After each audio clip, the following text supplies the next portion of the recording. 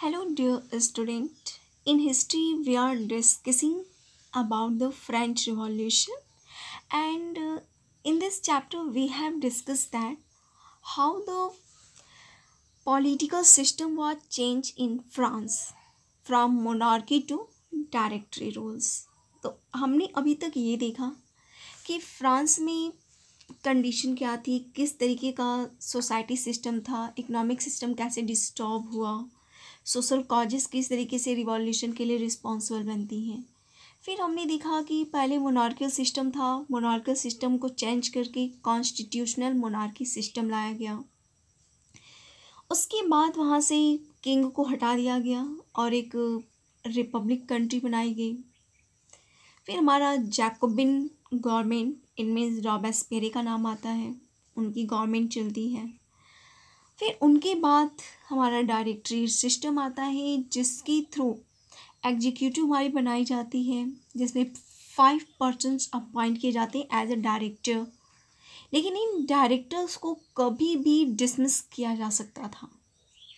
तो इस तरीके की जो प्रॉब्लम पॉलिटिकल इंस्टेबिलिटी क्रिएट कर देती हैं, जिसकी वजह से आगे चल कर के एक मिलिट्री डिक्टेटर जिसका नाम था नेपोलियन बोनापार्ट, वह फ्रांस की पूरी पॉलिटिकल सिस्टम को, क्या हर एक अदर सिस्टम को भी, इकोनॉमिक सिस्टम को भी, सोशल सिस्टम को भी, सारी चीज़ों को उसने क्या किया, कंट्रोल करना शुरू कर दिया। तो हम नेपोलियन के बारे में बहुत ज़्यादा नहीं, एक शॉर्ट ग्लिम्सेस हम इसमें देखेंगे। तो आज हम लोग डिस्कस करेंगे अगली topic, did women have a revolution, कि क्या वुमेन का भी रिवॉल्यूशन था वहाँ पर। सो हम यहाँ से हम स्टार्ट करते हैं फ्रेंच रिवॉल्यूशन से रिलेटेड सारी चीज़ों को। सो हम इसके बारे में वन बाय वन हम सारी चीज़ों को देखते हैं कि वुमेन्स की कंडीशन कैसी थी, फिर वो धीरे धीरे किस तरीके से आगे बढ़ती हैं। So let we discuss about the women revolution. So let we start. In the new constitution 1791, women were passive citizens only. इससे पहले भी हमने देखा था कि 1791 से पहले भी हमारा जो कॉन्स्टिट्यूशन बनाया गया था, नेशनल असेंबली जब बनी तो वहाँ पर भी वुमेन्स क्या थी, पैसिव सिटीजन्स थी। तो कॉन्स्टिट्यूशन जब भी बनाया गया, जब भी वोटिंग राइट की बात आई, तो वुमेन्स को वोटिंग राइट नहीं दिया गया था। न्यूली कॉन्स्टिट्यूशन जब बनाया गया उसके में भी वुमेन्स को किसी प्रकार का कोई राइट नहीं था, वोटिंग या कोई भी पॉलिटिकल राइट नहीं थे। लेकिन धीरे धीरे क्या वो वुमेन्स इस चीज़ के लिए बहुत ज़्यादा अवेयर हुई, और हुआ क्या, they started political clubs and newspapers. इन्होंने बहुत सारे पॉलिटिकल क्लब्स बनाने शुरू कर दी कि वुमेन्स जो थी वो पॉलिटिकल क्लब्स, यहाँ पे क्लब्स का मतलब क्या है कि एक छोटा सा ग्रुप जहाँ पर कई लोग मिल कर के पॉलिटिकल सिस्टम में हो रही चीज़ों के बारे में डिस्कस करते हैं, उनमें रिफॉर्म करने के लिए नए नए आइडियाज़ को शामिल करते हैं। तो वुमेन्स भी पॉलिटिकल लेवल पे डिस्कशन करना शुरू कर दी, पॉलिटिकल क्लब्स बनाना शुरू कर दी। न्यूज़पेपर्स में अपने आर्टिकल्स वगैरह भी लिखना शुरू कर दी। तो इस तरीके से हम देखें कि वुमेन्स पैसिव सिटीजन होने के बावजूद भी पॉलिटिकल एक्टिविटीज़ में बहुत ज़्यादा पार्टिसिपेट उनका दिखाई पड़ता है। The society of revolutionary and republican women was the most famous of them. Women's के द्वारा एक किया गया था रिवॉल्यूशन कि the society of revolutionary and republican women, ये उनके द्वारा बहुत बड़े पैमाने पे, यानी सोसाइटी का जो रिवॉल्यूशनरी मूवमेंट था, सोसाइटी में जो उनकी पोजीशन थी उसमें बदलाव लाने के लिए इन्होंने रिवॉल्ट किया था। जैसे इक्वलिटी की बात की गई, एजुकेशन के बारे में बात की गई कि एजुकेशन राइट होना चाहिए, उन्हें स्कूल जाने के लिए भी उन्होंने बातचीत की। तो ऐसे बहुत सारे ऐसे सोसाइटी लेवल पे रिफॉर्मेशन की बात कही गई जो वुमेन्स ने किया था। तो ये उनके द्वारा किया गया ये बहुत ही फेमस रिवॉल्यूशन था। इन्होंने रिपब्लिकन सोसाइटी को बनाने में भी काफ़ी ज़्यादा अपना बेहतर रोल दिया था। Their main demand was same political rights as men.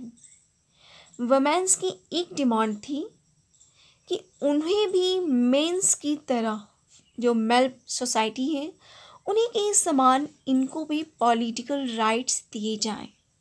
जैसे क्लब्स में एक बेहतर पार्टिसिपेशन करना, पॉलिटिकल मंच पे आना, उनको वोटिंग राइट्स होना, इस तरीके की चीज़ों की डिमांड ये वुमेन्स कर रही थी।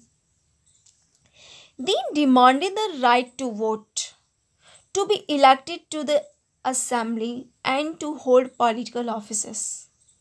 अब इस पॉलिटिकल राइट्स में क्या क्या उनकी डिमांड थी? पहला था राइट टू वोट, पहला डिमांड। दूसरा, to be elected to the assembly.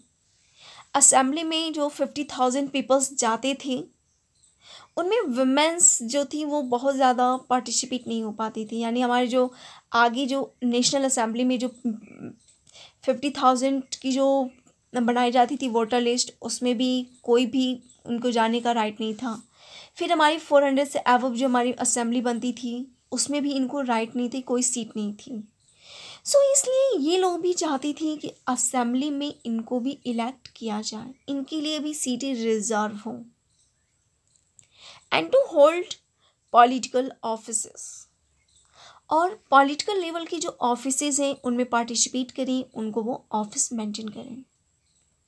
Revolutionary government did introduce laws that helped improve the lifes of women. Women's की इन सारी डिमांड्स को देखते हुए जो रिवॉल्यूशनरी गवर्नमेंट्स जो बार बार चेंज हो रही थी या जिनके अंदर बदलाव लाने की एक पैशन था, उस गवर्नमेंट ने बहुत सारे ऐसे लॉज बनाए जिन्होंने वुमेन्स की लाइफ को बहुत ज़्यादा इम्प्रूव किया था। तो इसमें क्या क्या चीज़ें आई? उनके लॉ के अकॉर्डिंग उनको स्कूलिंग उनके लिए कंपल्सरी बनाया गया। So let us discuss creation of state schools. Schooling was made compulsory for all girls. उन्होंने स्टेट लेवल पे स्कूल्स बनाए और उसमें हर एक गर्ल्स को स्कूलिंग यानी स्कूल में जाना पढ़ना ये हर एक गर्ल्स के लिए कंपल्सरी किया गया। Their father could no longer force them into marriage against their will, कि उनके पिता उनकी विल के अकॉर्डिंग, उनकी इच्छा के बगैर शादी के लिए फोर्स नहीं कर सकते थे। यानी वुमेन्स को ये राइट दे दिया गया था कि वो शादी जैसी जो डिसीजन है वो खुद अपना ले सकें, तो इनको फ्रीडम दी गई। Marriage was made into a contract entered into freely and registered under civil law। साथ ही साथ एक सिविल लॉ बनाया गया जिसके थ्रू मैरिज को एक कॉन्ट्रैक्ट एंड रजिस्टर्ड मैरिज बनाया गया था कि यहाँ पर फ्रीली शादी वो कॉन्ट्रैक्ट बेस्ड भी कर सकती थी और रजिस्टर्ड मैरिज होती थी जिसके थ्रू कानूनी तौर पे उनको रजिस्टर्ड किया जाता था। उनको contract based marriage, contract based marriage का मतलब कुछ सालों के लिए रिलेशनशिप में आना, अगर नहीं अच्छा लगा तो वो हट सकती थी। तो इस तरीके के सिस्टम वहाँ पे डेवलप किए गए। Divorce was made legal. यहाँ पर डाइवोर्स को लीगल बनाया गया था। पहले क्या था कि सिर्फ मेल थे जो डाइवोर्स दे सकते थे, वुमेन्स को कोई राइट नहीं था। लेकिन अब नई नई सिस्टम जब फ्रांस में अप्लाइड हुए तो डाइवोर्स को भी वुमेन्स के लिए भी लीगल बना दिया गया। सो मेल एंड फीमेल दोनों के लिए डाइवोर्स सिस्टम अप्लाई हो गया था कि अगर वुमेन्स हैप्पी नहीं है तो वो भी डाइवोर्स ले सकते हैं, मेल तो ऑलरेडी ले रहे थे। Women could now train for job, could become artist और रन स्मॉल बिजनेसेस। अब वुमेन्स बहुत सारी चीज़ों के लिए उनको फ्री कर दिया गया था, अपनी डिसीजन मेकिंग के लिए भी उनको फ्री किया गया था। तो अब जो वुमेन्स थी वह अपने लिए जॉब अटेंड कर सकती थी, ट्रेनिंग ले सकती थी, आर्टिस्ट बन सकती थी, किसी भी काम को एक्सेप्ट कर सकती थी, किसी भी एम्प्लॉयमेंट्स को लिए अप्लाई कर सकती थी। वे खुद अपनी छोटी छोटी स्मॉल बिजनेसेस को चला सकती थी।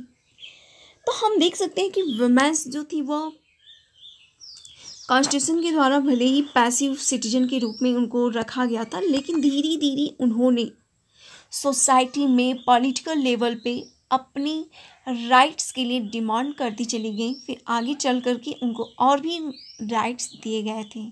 अभी तक हमने ये देखा कि अब जो वुमेन्स की लाइफ थी सोसाइटी में वो बहुत ज़्यादा इम्प्रूव हो चुकी थी। अब आते हैं थोड़ा सा एक इनके बारे में, ओलंपे डी ग्यूस के बारे में हम लोग पढ़ते हैं कि ये क्या थी। The life of a revolutionary woman, इनका एक एग्जाम्पल दे करके उनके बारे में बताया गया है। She protested against the constitution and the declaration of right of mans and citizens as they excluded women from basic rights that each woman being was entitled to. So in 1791 she wrote a declaration of rights of women and citizens. इन्होंने constitution के against जो rights था women's mains and citizen के लिए, जो rights जो system था उस समय, उसके अगेंस्ट इन्होंने क्या मांगा, अपनी आवाज़ उठाई कि अगर हम मैन एंड सिटीजन, यहाँ पे जो राइट ऑफ मैन है जो डिक्लेयर किया गया कि राइट वोटिंग राइट सिर्फ और सिर्फ मैन के पास हो, ऑफिस होल्डिंग सिर्फ मैन के पास हो, तो यहाँ पर हम सभी सिटीजन हैं और हमें एज ए सिटीजन ट्रीट किया जाना चाहिए। तो ऐसी चीज़ों को उन्होंने सामने रखा और वुमेन्स को जो बेसिक राइट से एक्सक्लूड किया गया था उसके अगेंस्ट भी इन्होंने अपनी बात रखी थी। उन्होंने 1791 में एक बुक लिखी थी, declaration of the rights of women and citizen. ये इनका बहुत ही फेमस वर्क था जिनके माध्यम से इन्होंने वुमेन्स की कंडीशंस के लिए, पॉलिटिकल राइट्स या बेसिक राइट्स के बारे में इन्होंने बात करने की कोशिश की थी। अब हम आते हैं एक चीज़ के बारे में पढ़ते हैं, एबलिशन ऑफ स्लेवरी। स्लेवरी का मतलब दासता, या जिसे हम दास प्रथा कहते हैं। दास प्रथा में होता क्या था